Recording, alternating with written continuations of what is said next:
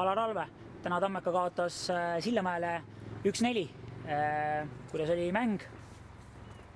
Mäng oli võitluslik. Võitlesime. Kuid tulemus on ikkagi siukene. Olid omad võimalused. Ei lahendanud ära lihtsalt.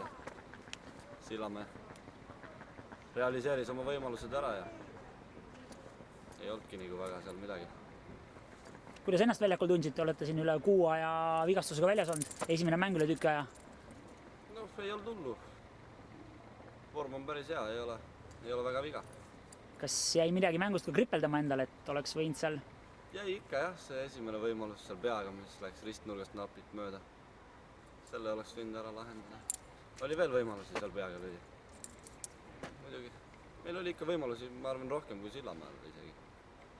Aga realiseerimine jättis soovida? Realiseerimine jättis soovida, jah. Selge, aga aitäh!